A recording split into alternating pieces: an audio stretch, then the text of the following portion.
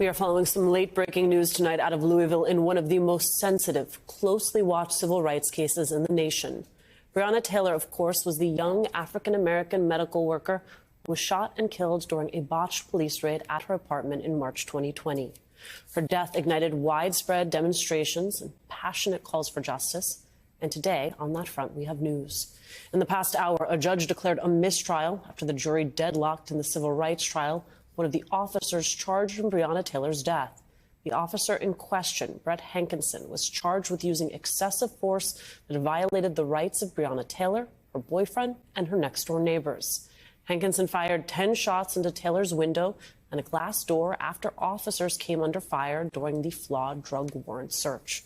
Joining us now, NBC News correspondent Shaq Brewster and president of the National Action Network and host of Politics Nation here on MSNBC, Reverend Al Sharpton. Shaq, I want to start with you. Walk us through what just happened here.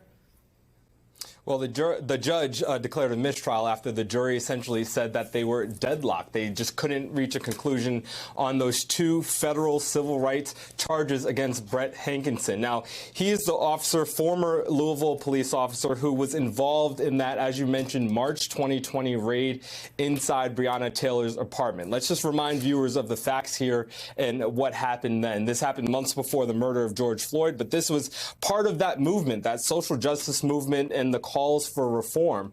According to Breonna Taylor's boyfriend, who was in the apartment at the time, they woke up during this overnight raid. They heard noise at the front door. When they went toward the door, that's when police busted in, and he used his legal weapon to fire one shot at an officer, striking one in the leg.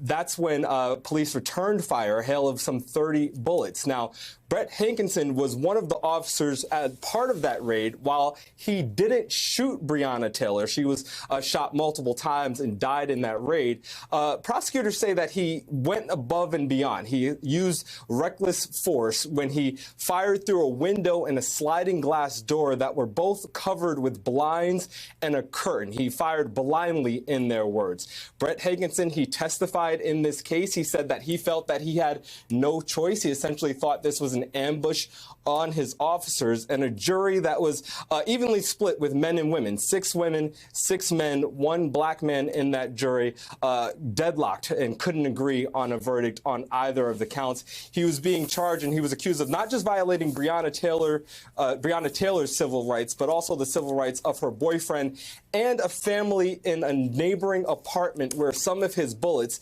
ended up reaching. There was a young child in that family. So the judge says that this will now go to another hearing. There'll be a hearing next month looking into what happens next. The federal government and the federal prosecutors do have the option of bringing this back to the jury. One other point here, back to trial. And one other point that I should mention is that Hankison dealt with a state trial dealing with these similar charges and similar case last year, and he was acquitted in that trial. So it's a serious question on whether or not the federal government wants to go through this process again, Alicia.